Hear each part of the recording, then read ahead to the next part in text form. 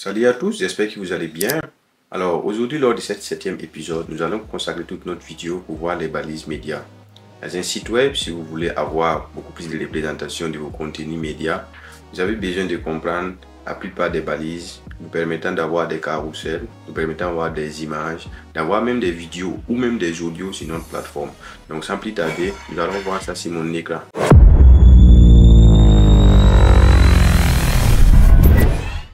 Pour les spectateurs réguliers, ça devient une répétition, mais laissez-moi quand même vous dire qu'aujourd'hui aussi, nous allons créer un fichier spécialement dédié aux balises médias. Nous allons commencer effectivement par ça. Alors, nous allons commencer par la création de notre fichier HTML, media.html.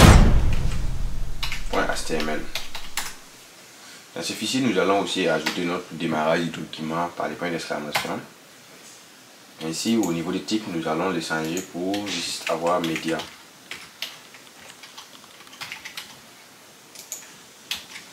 Et je vais essayer de changer mes modèles de mes vidéos pour éviter longues vidéos avec un petit peu de bout de code. C'est donc préparer tous les contenus que nous aurons ici.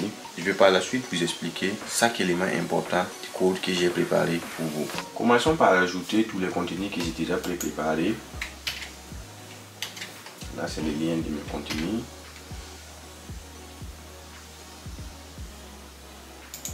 Voilà. Pour chaque élément, nous allons avoir un titre qui va illustrer l'élément média. Par la suite, maintenant, nous allons utiliser le système de création pour cet élément. Donc, je vais commenter tous les restes, sauf la première qui est l'image.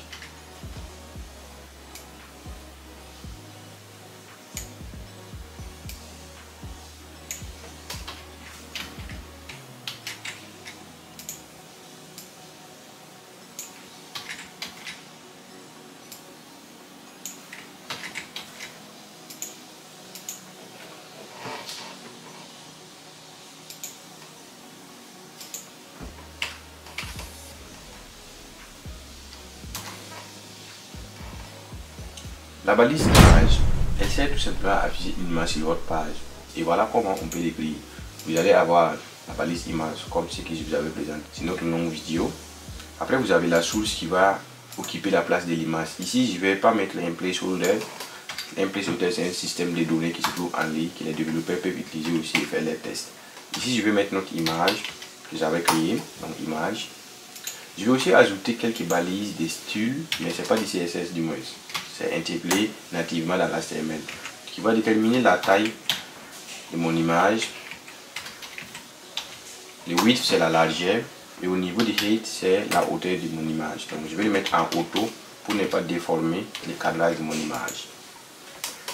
Voilà, avec ceci, lorsque nous exécutons ou faites notre code, vous allez voir que nous avons très bien une image qui s'affiche sur notre site web, comme vous pouvez le voir ici. Je vais les centrer d'abord. Donc je vais faire les centres pour tous les codes.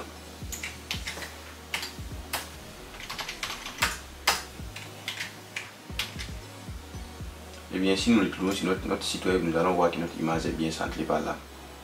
Revenons toujours sur nos éléments. Deuxièmement, nous avons la balise audio. C'est pour nous permettre d'avoir des audios sur notre site web. C'est pas tellement demandé si c'est pas un site web qui expose des musiques, mais du moins des fois vous aurez aussi son intérêt. Donc je vais décommenter cette partie pour avoir bien notre titre qui est là et aussi notre code audio qui est là. Donc la balise audio regroupe en elle des balises. Donc nous avons la balise audio qui va avoir comme attribut HTML les contrôles pour essayer d'augmenter le volume ou du moins changer la base électrique de notre audio. Et maintenant au niveau de la source, là c'est la source audio. Ici j'ai pas le choix, je vais utiliser des audios qui sont en ligne au niveau des SoundClick. Et au cas où notre navigateur ne supporte pas la lecture d'audio, c'est ce message qui va s'afficher. Votre navigateur ne supporte pas l'audio. Donc nous allons voir ça sur notre site web aussi. Et voilà notre audio qui est là. Comme très beau à voir, le volume comme je vous disais, et aussi la rapidité, tout ça.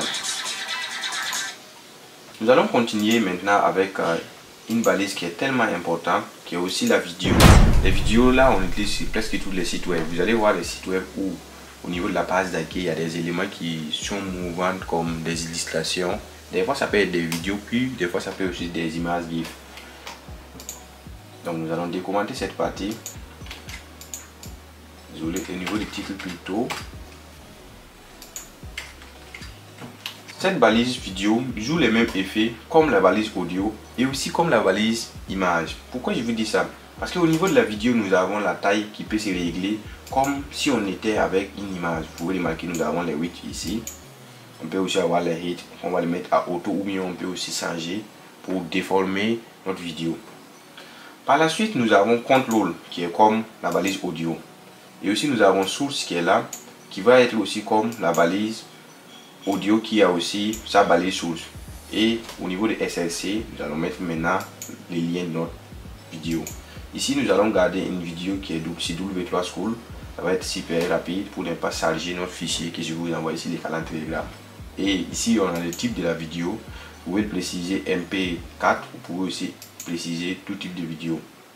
Et on a les messages d'échec qui va montrer que notre navigateur n'arrive pas à lire notre vidéo. Ça peut arriver sur d'autres navigateurs. Sur notre web d'affichage, vous verrez que là nous avons une vidéo courte de 10 secondes qui s'affiche très bien. Vous pouvez revenir et jouer avec la taille. Ici on va mettre à 600 parce que c'est le double de ce qu'on avait pour mieux avoir d'autres types d'affichage. Et voilà, ainsi de suite. Et finalement, je vais terminer avec la balise iframe. La balise iframe, ça va vous aider d'intégrer des ressources externes sur votre site web. Ici, nous avons pris l'exemple d'une vidéo YouTube qui moi-même j'ai eu à faire. Donc, allons-y. Je décommande.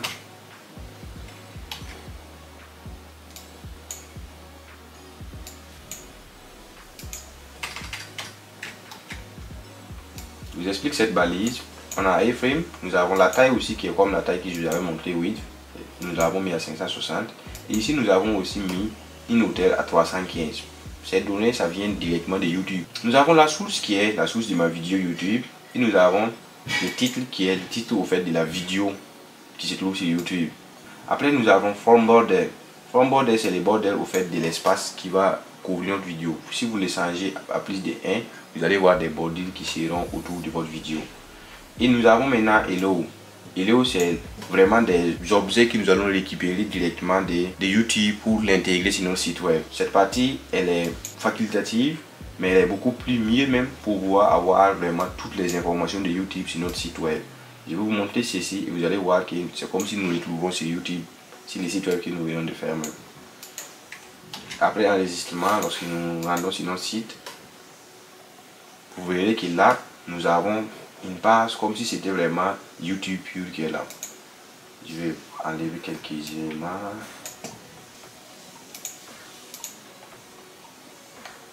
Et voilà, là c'est bon, je viens d'enlever les éléments d'échappement. Vous pouvez voir que notre vidéo elle se joue très bien. Vous pouvez changer beaucoup d'informations comme si on était sur YouTube. La rapidité, les sous-titres, les paramètres. En tout cas, il y a tellement d'informations. Même si vous allez vers la fin, YouTube va vous proposer encore de nouvelles vidéos en rapport. C'est comme si on était vraiment sur les lecteurs de YouTube. Comme vous pouvez voir là, je peux passer d'une vidéo à une autre, comme si j'étais sur YouTube. Ça serait tout pour aujourd'hui. Je vous remercie d'avoir suivi cette vidéo jusqu'à la fin. N'hésitez pas à vous abonner et à cliquer sur la cloche de notification. Et nous nous retrouvons maintenant pour terminer les 5 autres épisodes restants pour cette playlist. Merci et à la prochaine.